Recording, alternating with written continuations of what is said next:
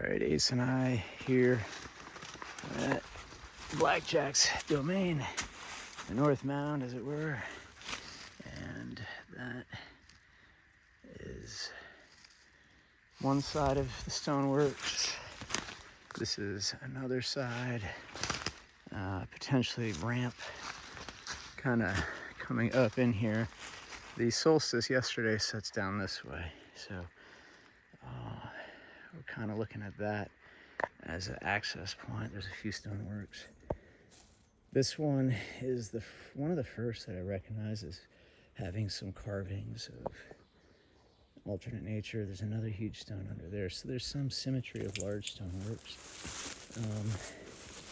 Ace is doing a great job holding this mat of moss back, and this goes, it's a pretty well solid structure, and it wraps around this whole sort of retaining portion of this terrace up above. And this looks to have similar features of some form of triangular, angular shaped carving, placement, structural alignment. I'm not exactly sure. Like anything, if it was just so much amazing masonry that they were able to put pieces together with seamless components that just look so welded in place. I don't know. But I am going to try to document at least all the sites that we could look at and have folks kind of share and tell us what they think is worth. There's another stone here, it drops off as a terrace. And that does a series of those things all the way up here. As you come up this way, you know, there's just more detail everywhere. When I look, I just see things that are just not nature being nature, but definitely you could see nature in glaciers just scouring things that would have been here for dozens of millennia potentially, and seasoning off a whole lot of really more characteristic stoneworks, carvings, in my theory anyway. So many ways of archaeoastronomers have been here, have looked at this terrace and understood like the mound system out west in the Midwest and all around the Americas. I think it relates as we align to them, like great serpent effigy and Cahokia, Adena, Mississippian cultures, Poverty Point down that way. And they, you know, if you look at the mathematics or just the actual sizes of these structures, from height of, up there is the dolmen, the stone dolmen that we were at the summer solstice for last night. And then it drops down. Some of the new recent uncoverings, the stoneworks, are around that terrace coming down. And so just to show the repeated echo coming down off of this one, there's those. So that wraps around this whole terrace. And then there's just a number of significant boulders in here. So this is where we're cleared to expand our farm. And, you know, before just deciding to put profits over truth, this is the thing that we've chosen to do. And it's not an easy path, but it is in search of something that is very volatile for some people as far as unearthing history. You know, they don't want to change history based on belief structures of how it is, and things that are supposed to be set in stone, if changed, aren't so much set in stone anymore. So I think some people are apprehensive to embrace truth, but I'm never one to define it and say I know exactly what it is. I just know the patterns that I see. And in that light, you know, we're really just trying to openly engage all the communities. It could be archaeology, it could be physics, it could be mathematics, because I believe they all relate relative to the reason why these architectural, archaeological structures exist in the first place, and why the star forts that we're finding all have significant pointing, not necessarily to cardinal directions as we know it, but rather to these locations of observatories along this node structure that is a polyhedral map of Earth. And in that light, the mathematics can all confirm that, as you can reverse engineer our logic just as much as I reverse engineer the logic that was here before me. And it's not really rocket science, but it could lead to all kinds of discoveries. So, you know, I'm just trying to follow the truth. Doug, let's go up this way, come on. And document things, all the stoneworks, all the pieces, the symmetry, as it relates to all of these other mound structures. And come on, Doug, let's go, Ace. This is another one that we recently uncovered, and has a few similar carvings to it. But you know, if you look at what's going on, you can see how glaciers might have scoured stuff. But you know, we're at that zone where it wouldn't have been, I think, something where you would have had these huge disruptive like things where big flows of mile-high ice is just like knocking stuff over. It's just at the snow zone. And when it lets up, you still have mountains behind us that theoretically would have been used as breakers to keep sites like this functional in the northern latitudes and southern latitudes near the southern hemisphere, as it relates to that glacier. And that's what the evidence of the locations we're finding as far as observatories suggests. So this is the dolmen coming up off of, I don't know if we can call that a mezzanine, but terrace, plateau, I don't know. Hold up, Doug, come this way. And so here we have more quartz inclusions throughout all the stoneworks. Whether that enhances piezoelectric pulses and technologies is just pretty. All of it or none of it isn't really irrelevant. I'm just looking at pure statistics, pattern alignments.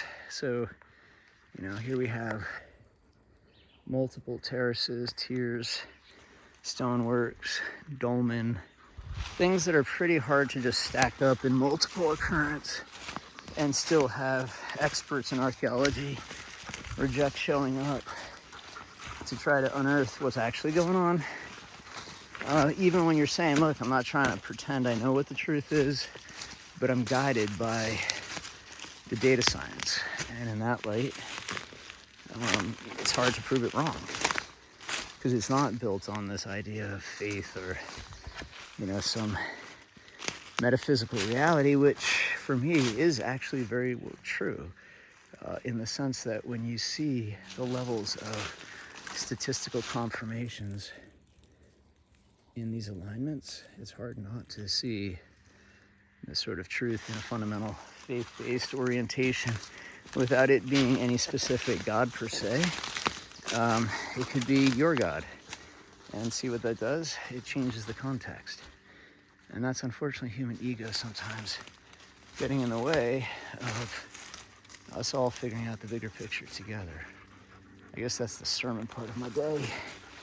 But this one was kind of fun because, I mean, I am ordained, and despite having folks try to tear our faith down and call us heretics for finding stuff like this and suggesting there's other things going on here, you know, I'm just using data science, Spinoza's God, to quote Einstein. And I think it's really remarkable when you start seeing some of the things that, you know, like something like this. It's like, what could it possibly mean? And could these ratios of that rectangle, that width, and that width equal sort of great resets in human, right? And like you could look into it and be like, is that the crustal displacement offset of the mid-Atlantic ridge. You never know. It could be all of those things or none. But is it something that's human constructed versus nature? 100%. Could it just be a pattern that was used to carve stoneworks this large that suggest turtle shells or texture of a snake skin? Sure, maybe. But again, when you feed it through to AI is like, yep, no, this is not nature being nature. This is humans putting some form of human touch on it. And so towards that end, we want to document everything possibly that exists here without it being altered. And that means cleaning up all of this mess. So, you know, when we're outreaching, it means like hopefully we could hire people to do this, because I'm just swamped across so many things. And I just see the work that needs to get done. And hopefully we can all get there together and allow many good people to get not just work out of this, but reward from finding something unique. And that to me is kind of the goal of this. So, you know, I do recognize some people are really excited about a huge 10,000 square foot barn where we could be producing our farm's growth here. And yeah, I miss that idea as far as it just kind of keeping me motivated in life and wanting to keep going and pushing for something to grow into as a house and a homestead, to evolve into that space and be all permitted for it and ready to just move on with our lives after so much stuff that we had to endure. But it is what it is. Everybody's got stuff to work through, so I'm not complaining. And now we have a whole north side with all these stoneworks. I think, let's go to see the glacial erratic. There's this huge boulder this way. Come on. Good boy. You got it? That's a good dog. So we'll just kind of take the sketchy trail for now. Can you hop over? Yeah, we'll come around it. Oops, sorry, dog. But here, you can see, hold up. I'm gonna probably clear this stone up somewhat soon. And we had a bear. Come on, dog. Come. The bear took some trash from a neighbor and ended up eating some of that out here. But yeah, we gotta clean this space up. However, let's fix dog's leash.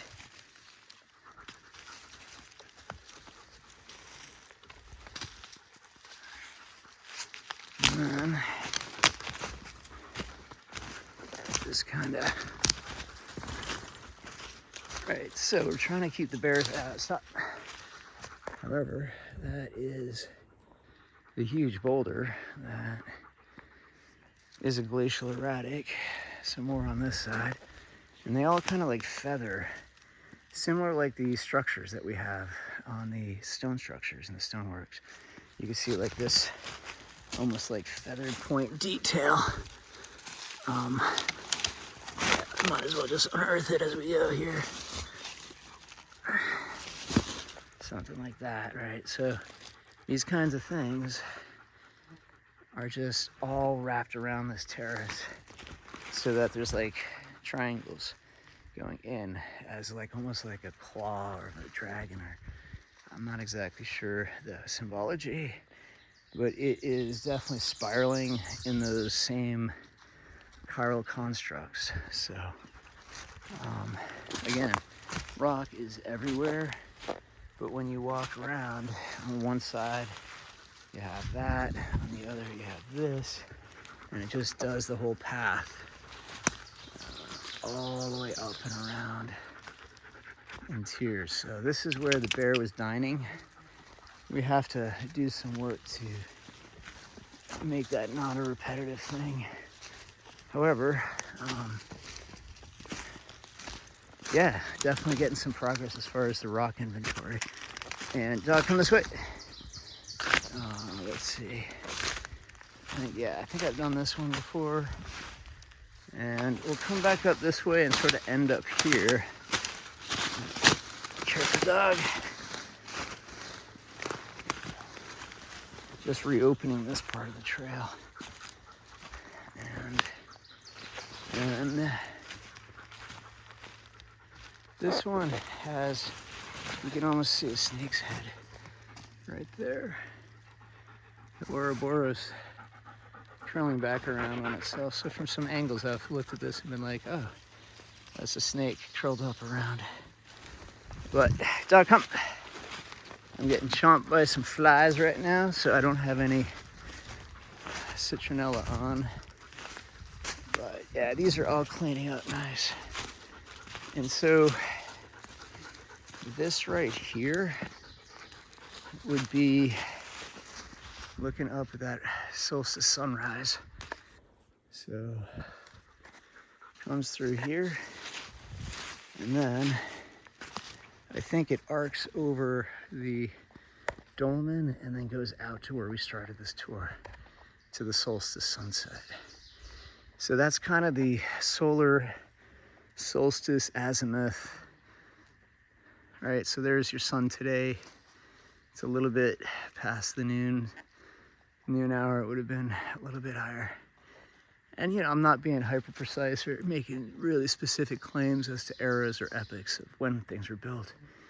But you could start to think about it as a clock works and realize that we could look at that solar azimuth on the winter solstice over there on the South Mound and the summer solstice here and reverse engineer it to see at what point would the larger stoneworks have all been built once we've excavated the soils. So in that light, it's kind of a huge thing to imagine, but think about the historical significance in history of humans if we can independently say, using statistics and all of the best case of science to literally say, yes, in fact, when you do the work, these are truths, which isn't to be presumptuous, but to say, I believe wholly in truth. And that means data science as well. Spinoza's God wouldn't reject data science because technology is far outpacing human intellect as far as the ability to retain and restore and compute simultaneously in real time. So take issue with that if you like, but that's my conclusion. So in any event, these are the realities that we have here. I'll scan back out a little bit. And yeah, it's kind of a really beautiful helix pattern of the sunrise forming this parabola all the way across to the South Mound and up to just south of White Rock, where that winter solstice sunrise would be experienced, and then the setting over by just south of Camel's Hump in the Wind Gap, and the parabola that would be all the way coming up through here and then down through here and just where we were at down there. So all of those pieces combined just can literally calibrate and triangulate a date in time once we know specifically what two specific points of reference between the North Mound and the South Mound are the most relevant to measure against, and then kind of do that across maybe a million different calculations across the two sites to optimize the best path. And then that gives us an actual date and time, which already we've kind of done it in a rough calculation mode with AI, and it's around 34,000 to 50,000 years before present. Now, is that a cycle that repeats and that human civilizations go back even longer than that? I bet yes, but I'm not going to try to pretend to say I know how the rocks would function as far as technologies, as far as human ingenuity, depth of civilization.